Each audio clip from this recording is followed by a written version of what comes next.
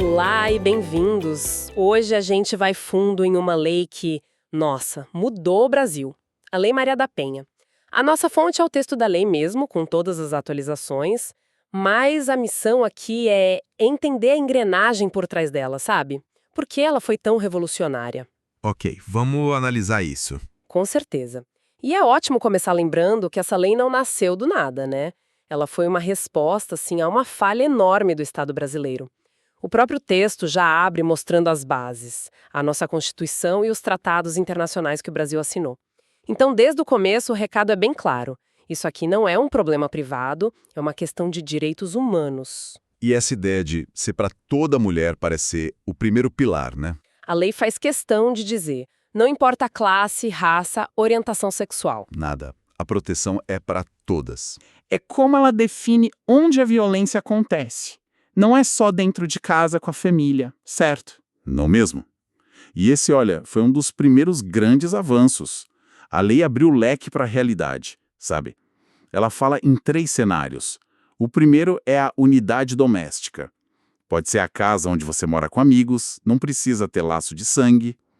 O segundo é o âmbito familiar, que inclui parentes por afinidade, tipo sogra, cunhado. E o terceiro, que talvez seja o mais importante, é qualquer relação íntima de afeto. Ah, essa parte é fundamental. É fundamental. Isso quer dizer que o agressor nem precisa morar com a vítima. Um ex-namorado, um ex-marido. Se existir um laço afetivo, a lei se aplica. Ela entendeu que a violência continua, mesmo depois que a porta de casa se fecha pela última vez. Isso quebra totalmente aquela ideia antiga de que em briga de marido e mulher ninguém mete a colher. A lei diz, vamos meter a colher sim, e em qualquer relação onde o afeto virou abuso. Mas, depois de definir o onde, vem a parte que eu acho que explodiu a cabeça de muita gente. Definir o quê? O que de fato é violência? E aqui vem um dos maiores saltos da lei. Antes, para a justiça, violência era basicamente o olho roxo, a marca no corpo. A Lei Maria da Penha teve a coragem de dizer que a violência é muito, mas muito mais do que isso. Ela lista 5 formas. A primeira, claro, é a física, a agressão visível. Mas a segunda é a violência psicológica. E essa é a que muitas vezes é a mais difícil de provar, não é? Exatamente. Por isso a lei ela é incrivelmente detalhista, ela dá nome aos bois. Dano emocional, controle das suas ações, vigilância constante, humilhação, insulto, chantagem, isolamento dos amigos. Antes, um sofrimento que não deixava marca no corpo era invisível para a justiça. Ao listar tudo isso, a lei deu um nome e um peso legal a uma tortura que milhões de mulheres viviam em silêncio. Foi um recado claro. A ferida na alma importa tanto quanto a do corpo. É uma mudança de paradigma total. É reconhecer uma dor que não sangra. E as outras formas? A terceira é a violência sexual. E também vai além do estupro, sabe? A lei fala em forçar a mulher a ver pornografia, impedir o uso de contraceptivo, forçar um aborto, uma gravidez. Ela protege a autonomia da mulher sobre o próprio corpo. A quarta é a violência patrimonial. Que seria o controle pelo dinheiro, basicamente. Exato. É rasgar os documentos da mulher, quebrar o celular, esconder o cartão do banco. É uma forma de aprisionamento. Muitas mulheres não saem de relações abusivas porque estão presas financeiramente. A lei reconheceu essa arma. E, por fim, a quinta, que é a violência moral.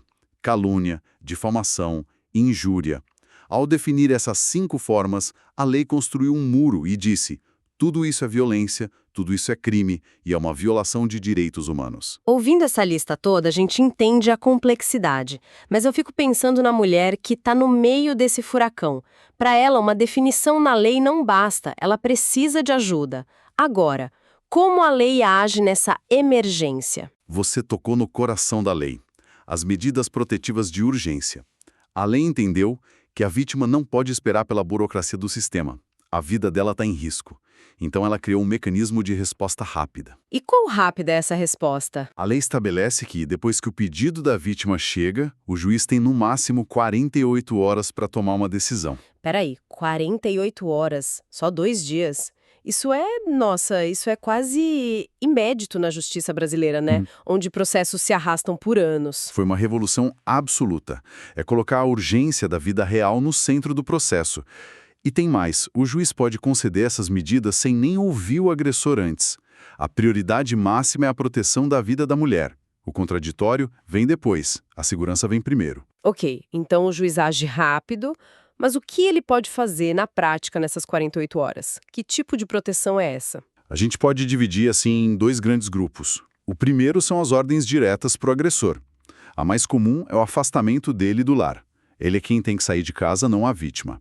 Outra medida é a proibição de aproximação.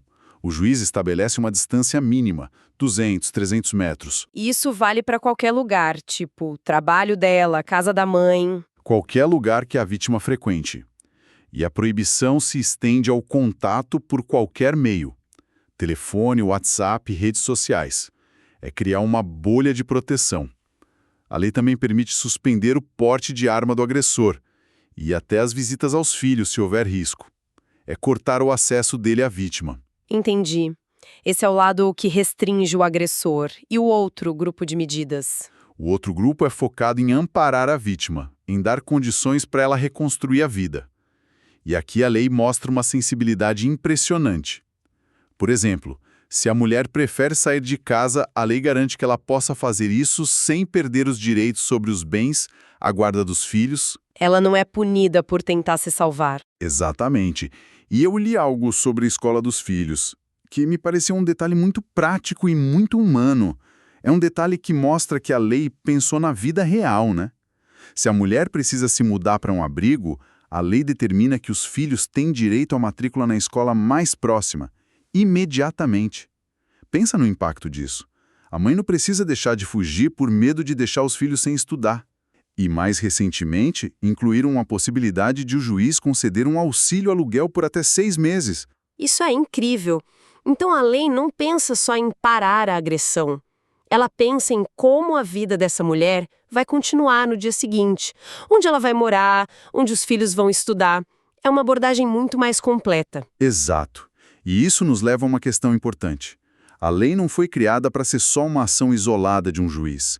Ela foi desenhada para ser o eixo de um sistema, de uma grande rede de proteção. Essa ideia de uma rede de apoio é fantástica no papel, mas me parece um desafio de coordenação gigantesco. A saúde não fala com a segurança, que não fala com a assistência social.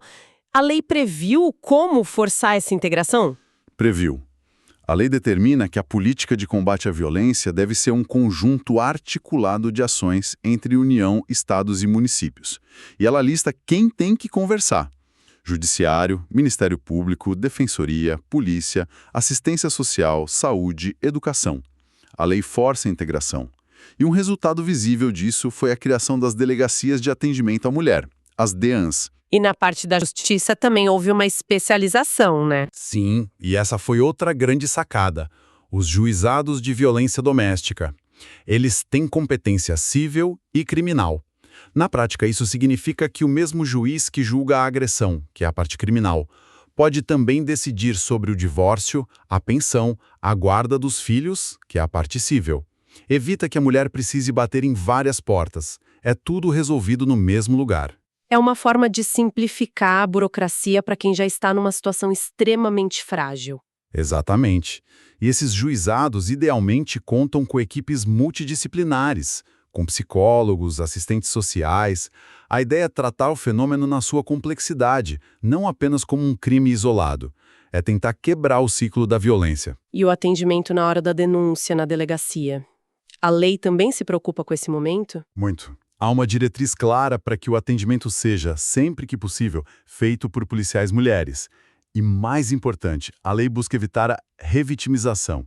Proibir que a vítima tenha que contar a mesma história várias vezes ou que seja questionada sobre suas roupas, seu comportamento. O foco é no fato. Entendo. Mas falando do processo penal, eu lembro que, antigamente, muitos desses casos acabavam em, sei lá, o agressor pagando uma cesta básica. A lei mudou isso? Mudou radicalmente. Esse era um dos pontos mais criticados. Agressões eram vistas como crimes de menor potencial ofensivo. A punição era simbólica. A Lei Maria da Penha proibiu expressamente a aplicação dessas penas. Ela disse: violência doméstica é grave e não se resolve com um pagamento irrisório. Faz todo sentido. Mas isso me leva a uma pergunta. O juiz determina a medida protetiva, o agressor é proibido de se aproximar.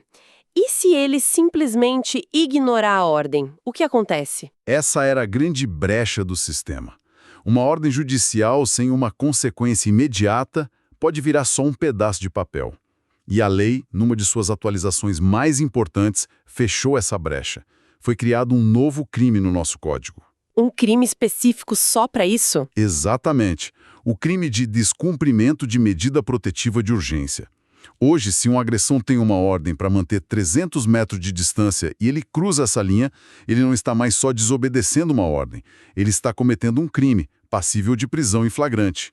A pena, inclusive, foi endurecida e pode chegar a 5 anos. Nossa, isso muda tudo. Dá um poder real para a medida. Um poder imenso. E tem um detalhe. Se ele é preso em flagrante por isso, o delegado não pode arbitrar a fiança. Só o juiz pode decidir. Isso garante que o caso seja analisado com a gravidade que merece. Foi o passo que faltava para tornar as medidas protetivas realmente efetivas. Fica muito claro que a lei foi sendo aperfeiçoada. Se a gente fosse resumir a nossa análise, parece que a genialidade dela está em 3 grandes pilares. O primeiro é essa definição ampla e corajosa do que é violência, validando o sofrimento que não é físico. Sem dúvida. Ela deu nome e validade a dores que antes eram invisíveis. O segundo, para mim, é esse mecanismo de emergência, as medidas protetivas colocando a vida em primeiro lugar. E o terceiro, essa visão de que ninguém resolve isso sozinho. É preciso criar uma rede, um sistema que conecta polícia, justiça, saúde. Então, o que tudo isso significa? Significa que a lei não é só um texto punitivo, é uma arquitetura complexa de proteção. Exatamente. É a melhor definição. A lei é uma arquitetura, um projeto de como o Estado deveria funcionar para proteger as suas cidadãs. E é um projeto em constante construção, sempre sendo atualizado. O que nos leva, talvez, a uma reflexão final. O texto da lei é robusto, a estrutura é impressionante. O desafio contínuo, no entanto, não está mais tanto no que está escrito, mas na sua aplicação uniforme num país tão desigual como o Brasil. Como fazer essa arquitetura sair do papel em todos os cantos do país? Exatamente. Fica a reflexão. Como garantir que cada diretriz da lei da capacitação do policial numa cidade pequena, a integração da saúde com a educação numa metrópole, se torne uma realidade tangível para toda mulher, em qualquer lugar do Brasil? A lei deu um mapa. O desafio é construir essa estrada em todo o território.